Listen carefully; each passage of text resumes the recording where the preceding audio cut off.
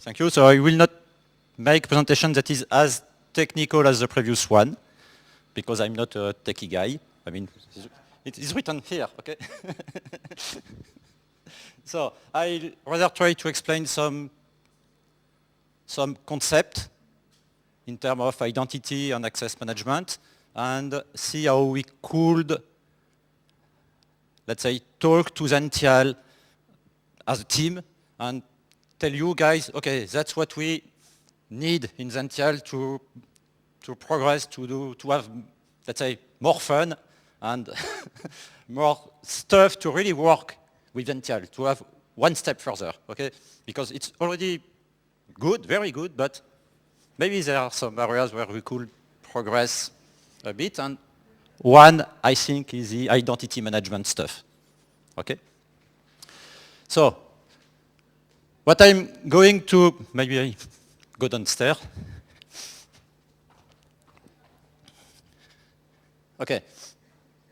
I'm going to explain to you what IAM is, what it means, what's behind, okay, and what are the, let's say, technical kind of stuff behind, and try to understand a bit more about the identity and access management versus the account management. Okay, the basic account management, that is to create user and work with it, and that's it. Okay? Then we'll discuss a bit about profiling. That's something very interesting, and look at what Zential does today. What do we have? Okay? So it's going to be a quite short presentation, maybe less than 20 minutes, so that we have, after 10 minutes debate, question, answer, to really drill down, okay? So, IAM. IAM stands for the Identity and Access Management, okay? And it's not purely technical stuff. I mean, you cannot install IAM on your Zential server or on your desktop, whatever, because it's also made of processes. Okay, you have to be organized, to have this in mind, to organize the way you are dealing with your identity and access management. So it's made of some tools, but also made of processes, which is a very, let's say, important part. Okay? That's something to be taken in account. And why IAM? I would say that if you have very few, you are a small company, few users, you know everyone, you may not need IAM as such. I mean, you don't care. You just create accounts. You know everybody. I create an account, I give you access to this and that. 20 users, you can handle it quite easily, okay? Then, when your company grows, you may have some, let's say, requests to do some more complex stuff. You may have to deal with more changes with your users using your platform, and you may have also some audits, someone looking for security reasons, looking at what you do, what are your accounts, password management, did you remove this user, this account, because there is no more user in your company behind this account, how all this stuff is working.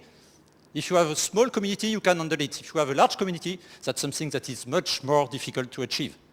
Okay? That's the reason why IAM is something to be, let's say, taken in account. As soon as you are in a, I would not say small company, so maybe it's not SMB, but medium to large companies, that's something that is almost mandatory. Okay? So, and as Zential is now targeting something bigger and bigger, that's something that, I mean, that will come, okay? You cannot escape, I think. Okay. So that's for the identity and access management. And before we discuss this further, there is something I would like you to really understand, that is the IAA stuff, okay? What is the identity management? So,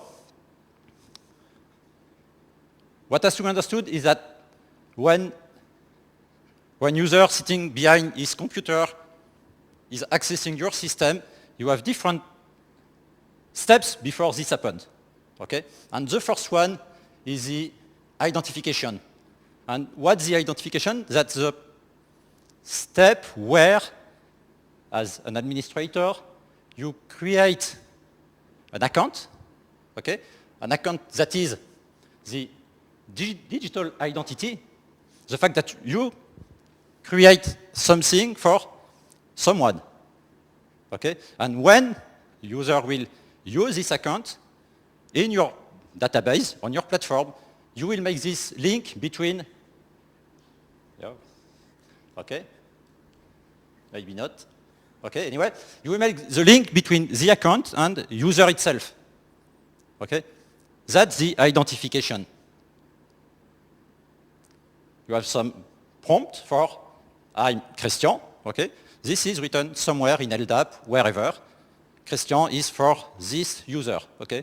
That's the digital identity, okay? Then next step is the authentication.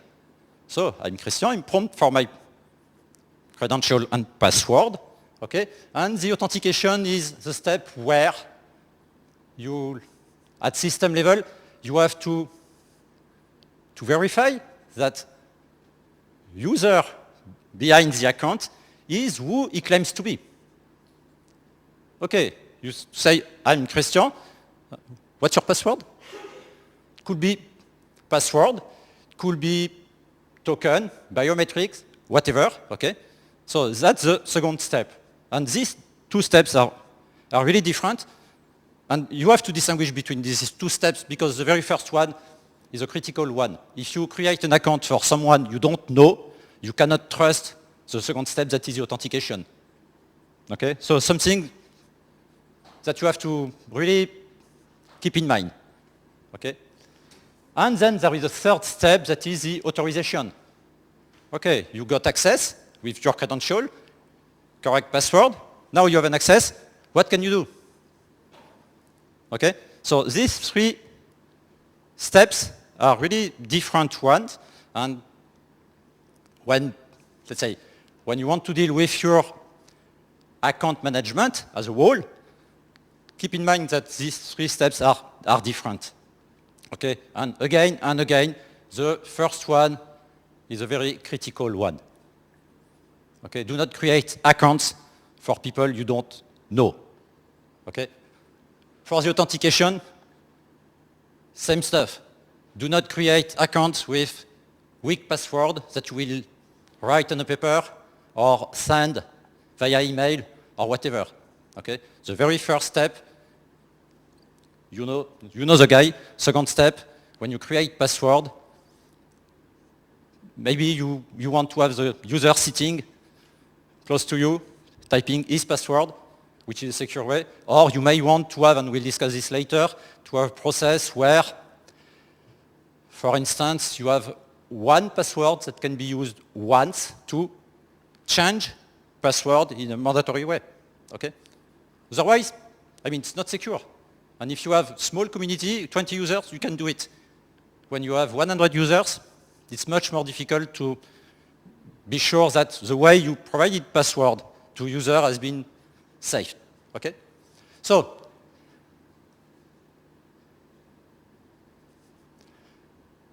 okay, so that's for the, let's say, identification, authentication, and authorization.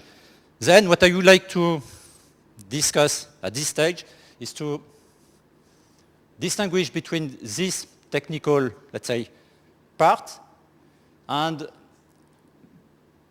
what the, let's say, IAM process is.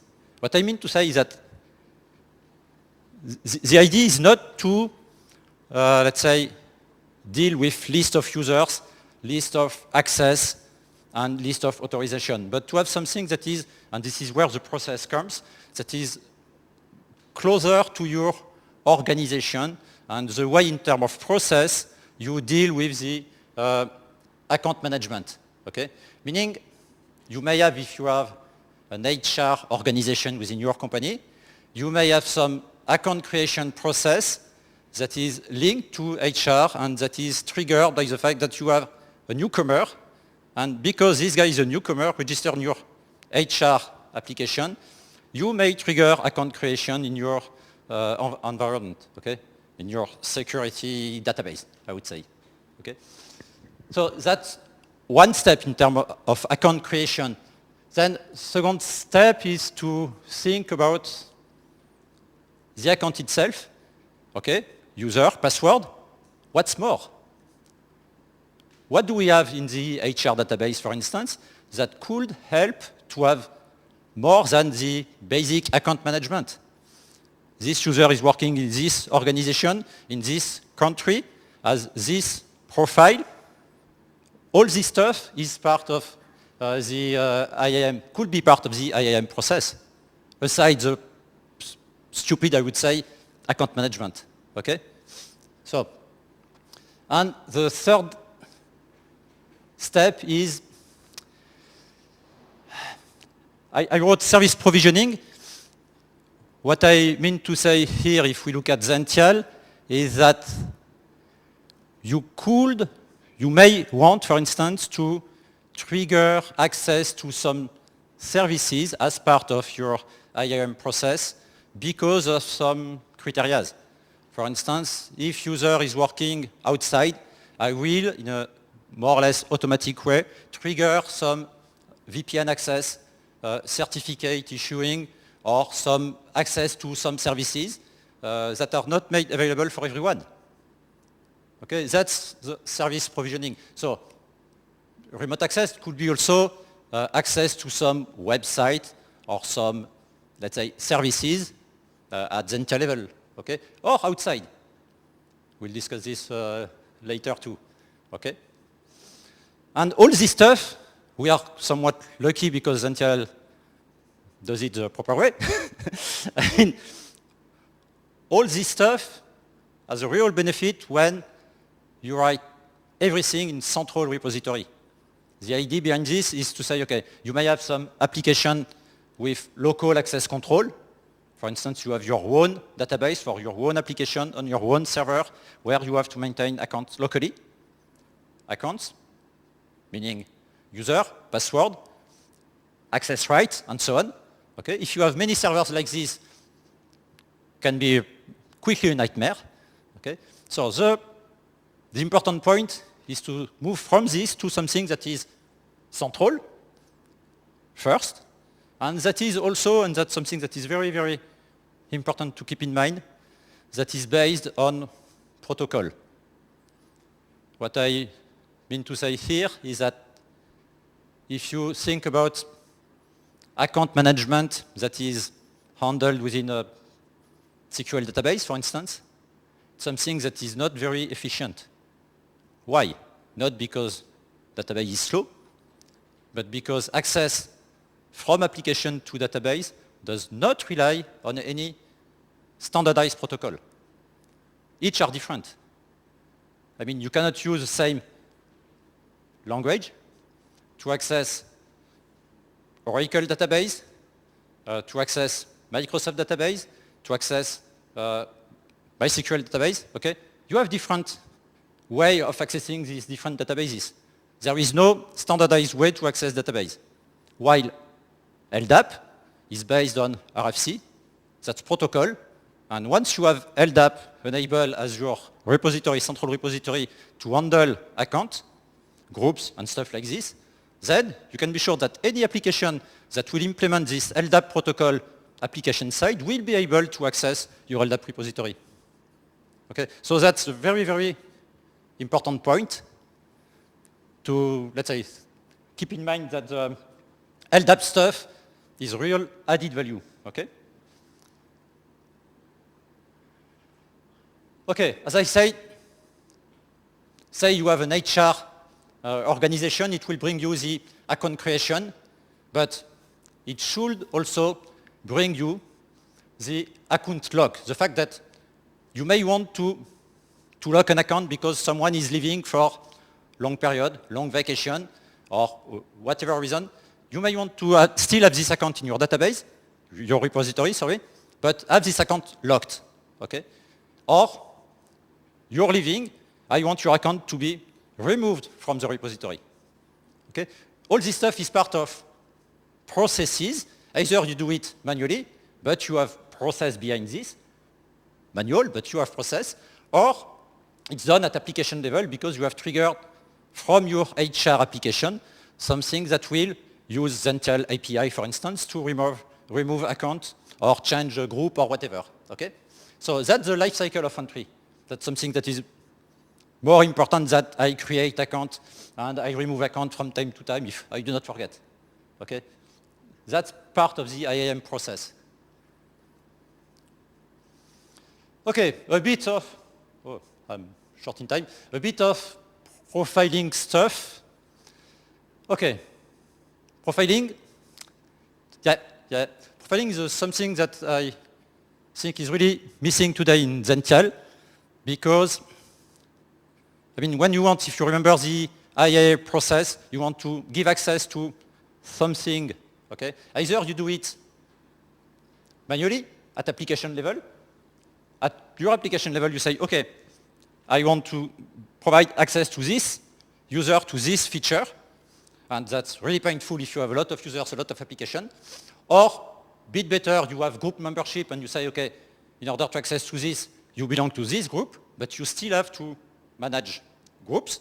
Or there is a better way to do it, is to have implicit profiling that will rely on some rules. You say at your application level, for instance, okay, if user belongs to this organization, or if user country is Switzerland, then language is French, or you have access to this repository, or whatever. And you do not manage access per user, but thanks to user profile, which is very different. And if user profile is changed, behavior may change elsewhere in another application. Okay? That's something we may benefit from because, I mean, that's something LDAP brings. Okay? Then the goal is to have your application, let's say, able to rely on this. Okay, so in Zentel today, we have mainly explicit profiling, a bit of group management, but I mean, within Zentel, there is not that much profiling that is relying on group. Okay? And we don't have any HR attribute, doesn't exist today. That's really missing, I think. I say HR, but it could be phone number, it could be organization, it could be whatever you have in mind, but capability in Zentel, when you create accounts, to add some more attributes in a flexible way or not, I don't know, to be discussed, but to have something that permits to, let's say, progress in this direction. Something that is missing clearly is the account lock capability. Today, you cannot lock an account. You may change password for another, whatever dummy password, but you cannot lock the account and have the user prevented to authenticate. Okay? Doesn't work today, doesn't exist. And there is, okay, no implicit profiling because there is no additional, let's say, attributes. And there is no delegation model that would permit to have a real, let's say, IAM process where you may delegate the account management to someone from HR, for instance, organization. Today, you have to be Zentel administrator to create everything, including account. If I give you the right to create account, I also give you the right to create VPN, to remove, change firewall rules, and so on. Okay? Which prevents to really deploy some, let's say, IAM process based on Zentel. So, what I would suggest is to discuss further whenever we could have the P-policy, for instance, overlay in LDAP, because this will bring the account lock. Okay? How does it work with Kerberos? Question mark, but we have to work further on this. This will permit to lock accounts to, let's say, have password policies, enforcement, and stuff like this, which is another topic, but to be discussed. I mean, this is today a bit of missing. Interface to support more attributes. Okay? To have also capability, but I think you are working in this direction, to have DIT at LDAP level that is more structured with organization unit, where you can move users from one organization to another with different access rights and profiles, okay? And then to have profiling at service level that is able to benefit from this. Today, when you enable, for instance, web server at Zential, everything is static. And you don't have, for instance, in Zential interface, capability to say, okay, I have my web server, Apache web server, so far so good. Now I would like to restrict access to this group of users. Why not? Or to users not belonging to this organization, okay? Or to users not being French. Doesn't exist. That's something that may help, and last but not least, it requires some delegation model. Okay? So I think I'm done. There is no more time for a lot of questions, but if you have some, you're welcome. Thank you.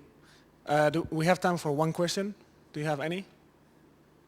No? Everything clear? Yes, one question.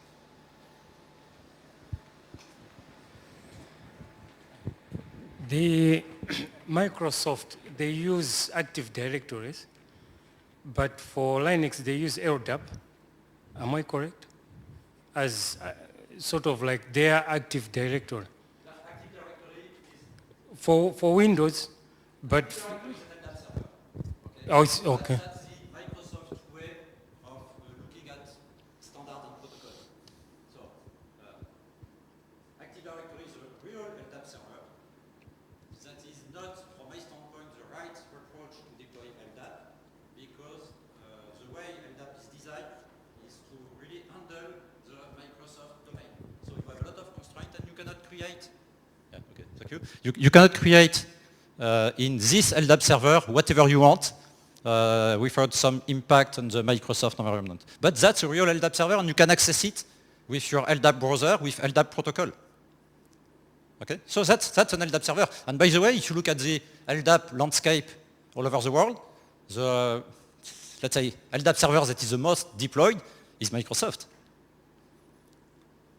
Yeah, that's why you fact, again, it's Microsoft, okay? And that's why Samba 4 is coming with its own LDAP server that is, and that's a shame from my standpoint, that is designed like Active Directory with the same, let's say, constraints to support GPO and so on, but that's LDAP behind.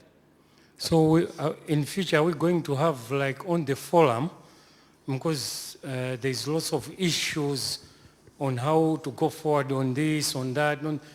So I was thinking maybe on the forum, that's where it will be more discussed later on, as in points which we can talk about and try to bring solutions and videos, and so that at least everyone keeps up on what is happening with Zential. That would be wonderful, because that could be a place where we can all meet and discuss. Yeah, And, yeah. Definitely, yes. Okay, thank you.